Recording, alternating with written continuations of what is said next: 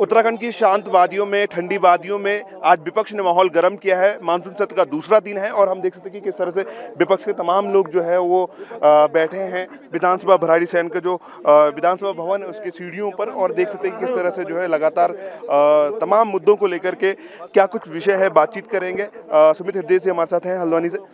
किस तरह से क्या कुछ विषय है? देखिए, विषय कई सारे हैं। प्रांतीय विषय तो हम सदन के अंदर उठाएंगे, लेकिन आज देश भर में कांग्रेस पार्टी जिस प्रकार से ईडी, सीबीआई और अन्य जितनी संवैधानिक हमारी संस्थाएं थी, भारतीय जनता पार्टी ने उन्हें अपना अनुसांगिक संगठन बनाकर विपक्ष पे हमला करने के लिए इस्तेमाल करा है, उसका हम विरोध करते हैं। साथ ही साथ हाइडेनबर्ग रिपोर्ट ने जो संलिप्तता पाई है, जो सेबी चीफ हैं उनके ऑफशोर अकाउंट्स की, उनके ऑफशोर इन्वेस्टमेंट्स की, हवाला पूरा रैकेट चल रहा है, तो हम चाहते हैं कि जेपीसी के तत्वाधान में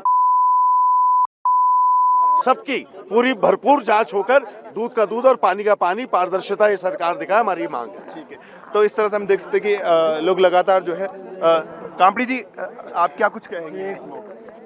देखिए, हिडनबर्ग की रिपोर्ट में जो खुलासा हुआ है कि और के परिवार का क्या रिश्ता है, कैसे भ्रष्टाचार साफ साफ दिखाई दे रहा है, तो हमारा ये मानना है कि भारतीय जनता पार्टी की जो सरकार है वो केंद्रीय जांच एजेंसियों के दुरुपयोग कर रही थी। अब आज जब ये हिडनबर्ग ने इस रिपोर्ट को सार्वजनिक किया है तो हमारी मांग है कि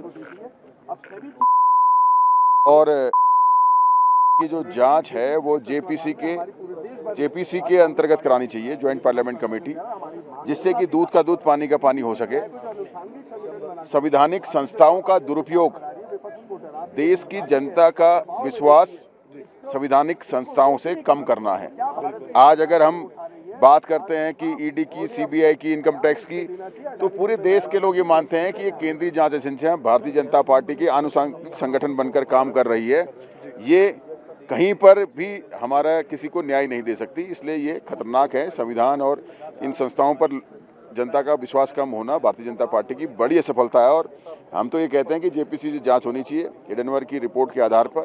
देखिए, सदन में कानून व्यवस्था, स्वास्थ्य, रोजगार, शिक्षा और जो सरकार सरकारी ज़मीनों की बंदरबांट कर रही है, जो करोड़ों की ज़मीनों को कौड़ी के भाव जो है अपने चहितों को दे रही है, उस पर आज हम विधानसभा में बात करेंगे। ठीक है, काजी जी किस तरह से देखते हैं, क्या कुछ?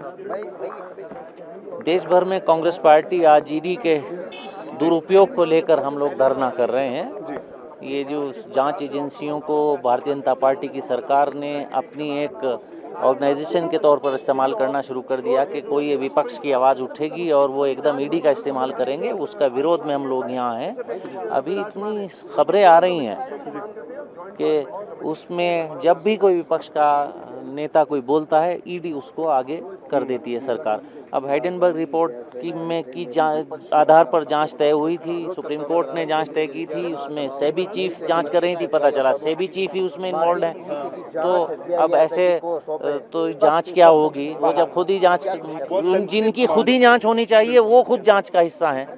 तो ये सारी चीज़ें हैं कि देश में बहुत सेंसिटिव विषय। इस समय देश की स्थिति जिस कगार पर है, वहाँ सब लोगों को देखना ज़रूरी है कि आज भारतीय जनता पार्टी की सरकार ने कहाँ ले जाकर खड़ा कर दिया, देश को बेचने के कगार पर खड़ा कर दिया सदन में। और इसके अलावा अगर हम बात करें, आज के प्रश्नकाल होना है, तमाम पहला ही प्रश्न मेरा आज एक्साइज पॉलिसी पर लगा हुआ है, और उस एक्साइज पॉलिसी के तहत हम लोग पूछेंगे कि जब 5 जनपदों में जहां चारधाम यात्रा होती है वहां पर देसी शराब बैन है दशकों से, तो वो एक चोर दरवाज़ा इन्होंने कहां से खोल लिया देसी शराब को बेचने का। उसको IMFL उसको इंडियन मेड फॉरेन लिकर के नाम से मेट्रो शराब ला रहे हैं, निकाल रहे हैं सस्ती शराब बेचने के लिए। तो ये अलग अलग तरीके हैं। अभी हाउस में बात हो जाए, फिर उसके बाद आपसे बात करेंगे।